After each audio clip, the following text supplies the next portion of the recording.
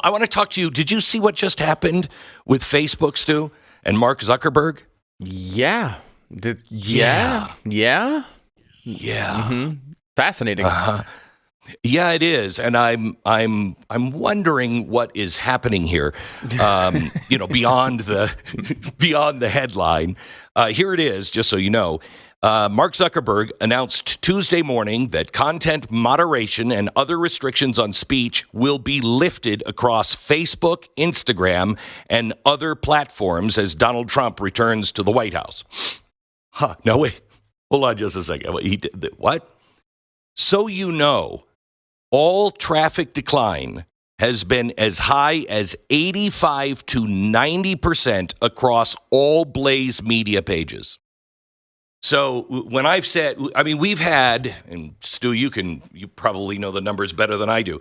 We're having more success and a bigger platform, bigger voice than any time in my career in the last 3 years.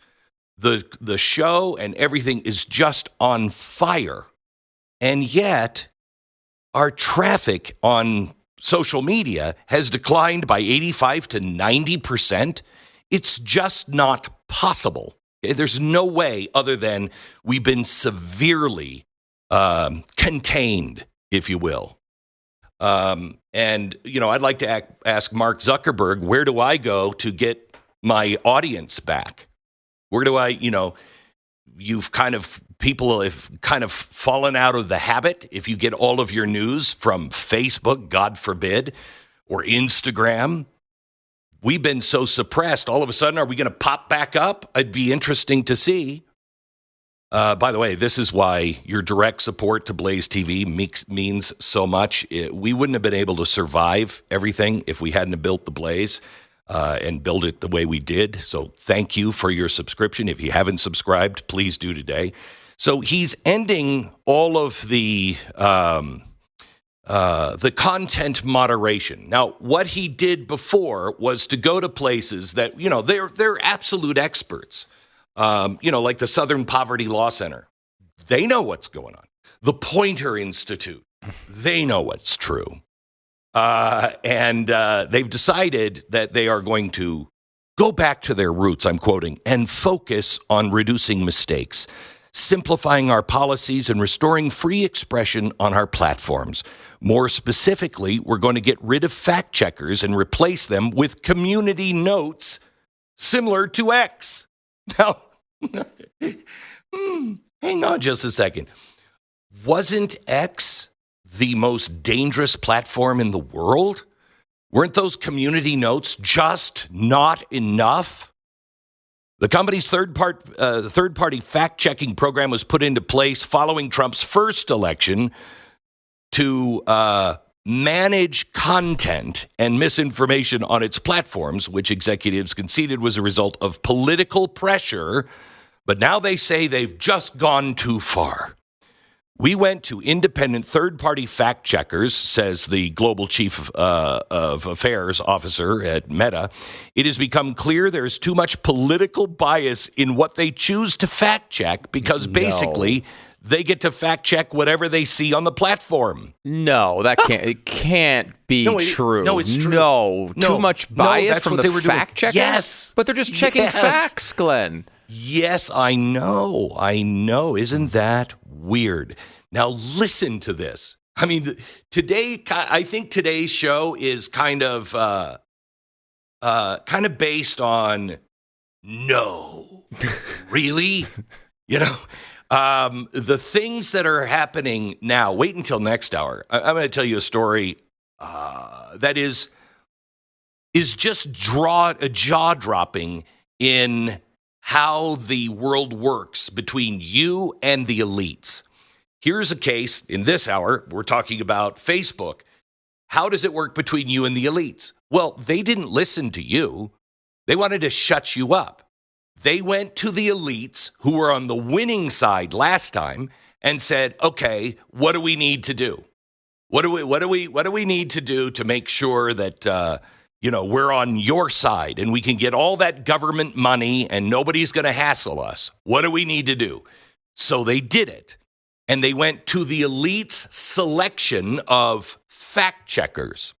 Now that the world has changed, at least here in America, now they're still not listening to you. This isn't because you said something. This is because Donald Trump has changed America. And now they see the writing on the walls. And so, again, it's not you. It's power. And it's disgusting. The company is ending their fact checkers completely. And it will instead rely on the platform users to flag false or misleading content. Instead of going to some so-called, this is Facebook saying this, instead of going to some so-called expert, it will rely on the community and the people on the platform to provide their own commentary to something that they've read. This is what freedom of speech is. There's no expert that sits around in your in your town that checks everything somebody says and then says, wait a minute. That's untrue. And they have a political bias that it just doesn't happen in real life. But again, let's remember that social media is not real life. But at least it's starting. Maybe it will start reflecting it a little bit more, where you have the freedom to say what you think. Glenn, can we pause on that one point for one quick second? Sure. Because Zuckerberg and Elon Musk have a rivalry, right? Like, they were going to have a fight. They were going to like a cage match a year or two ago. Yeah. There's a rivalry here. For him to come out and say this, he said this on video, Zuckerberg, saying that they would go to not just go to community notes, not just get rid of their fact checkers, but go to the community notes. And as he said, similar to the way X does it. I mean, he actually admitted that basically, like, we tried something, they tried something, theirs is better, we're going with theirs. It's like a tech bro, federalism. That's a good thing, and I think a tough admission for a guy like Mark Zuckerberg. I'm with you in that I think they've run this so poorly, and they have taken companies and content companies and given them this impression that they could advertise to people, gain followers, and then get their content distributed, and then pulled the rug out from underneath them years ago and destroyed dozens and dozens of websites and companies because of it.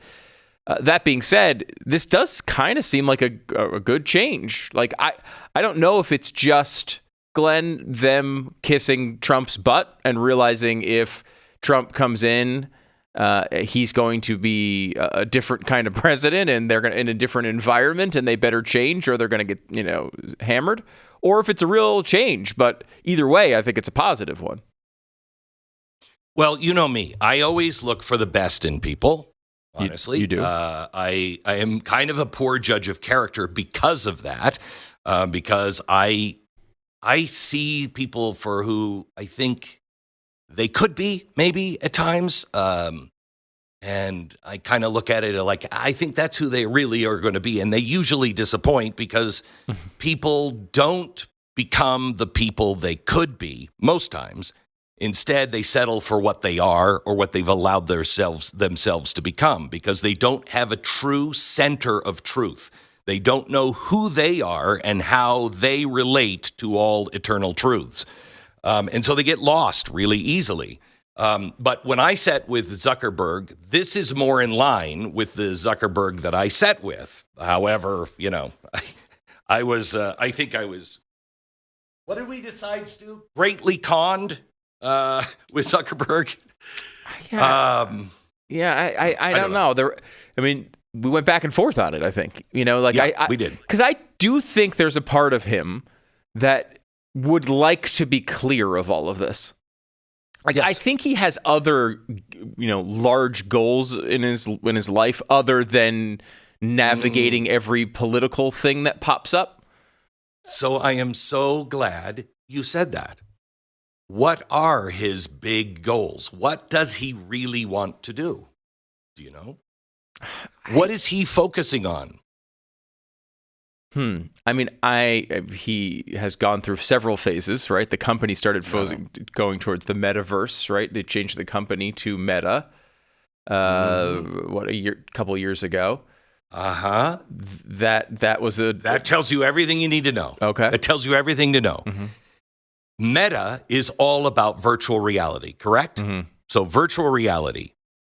Guess who's invested billions of dollars in VR? The United States Army, Navy, and Air Force. All going to virtual reality. Okay? Meta has lost about $50 billion in its Reality Labs division, augmented reality, virtual reality, and the metaverse. So what's happening here? I think what this is partially, I mean, I want to give him the benefit of the doubt to some degree, but I think partially what this is about is making sure that the government contracts don't stop with Meta. Make sure that they are able to get some of that money from the United States in the use of VR, because that's where he really, where his heart is. That's what he really wants to do. Now, they lost $50 billion in their reality labs. However, if you look at Facebook's revenue, they're subsidizing all of this stuff. Facebook, the revenue was expected to go up to $100 billion in 2024. Facebook's advertising revenue is now expected to grow over $127 billion by 2027. So that's the cash cow. But where his heart is VR and AR. And he wants to make sure that he's not off the government teat. Otherwise, his real passion is gone. I think that's what's happening. Speculation, but I think that's what's happening. It's got to be part of it, right? It's got to be part of it. But I wonder and hope that it is more than that. I mean, because I had the same reaction to Elon Musk when he started having this transition of real skepticism. I didn't buy it. I mean, the guy's been like the biggest climate activist in America. Why would we believe all of a sudden he's coming around to these sorts of ideas? Does seem now that that's pretty legitimate from Elon Musk. Okay. Could it be legitimate from Zuckerberg? Remember, he did some of this stuff before the election. I mean, he did signal this stuff. He did testimony. He outed some of the government intrusions before the election happened. He called Trump a badass after the assassination attempt. Correct. He said that was his turning point. Was the assassination attempt. He said that's when he realized, oh, this guy is really a badass. This guy is actually what he says he is, to some degree, at least according to Mark Zuckerberg. So guess who else is joining Meta now? In another announcement, they've decided that Meta is going to have 3 new members on its board of directors, one of which is Dana White. What do you think of that one, Stu? I mean, it's fascinating. He's a huge Trump ally, a big Trump supporter, spoke at the convention on Trump's behalf. Now, Zuckerberg is into the sort of UFC stuff, right? That's part of his world. But think of the change. Think of the people being kicked off Facebook. Think of where we were not that long ago with Facebook. 4 years ago, we were we knew we were walking into a bloodbath. We were walking into a buzzsaw. Yeah. And now look at what we're walking into. Yeah, Glenn, I was thinking back to the book, The History of the Future by Blake Harris. We had him on a bunch of times at the time. It's a story of Palmer Luckey, the guy who invented basically the Oculus Rift and became a Meta Quest. He developed that device in his trailer, and he eventually got bought out by Zuckerberg for $1 billion. Eventually was fired because he gave $10,000 to a group that was putting up an anti-Hillary Clinton billboard. Right. And that's right. They tried to destroy this guy completely. Now he's in the interim built a $14 billion separate company, so he's pretty much okay. But he,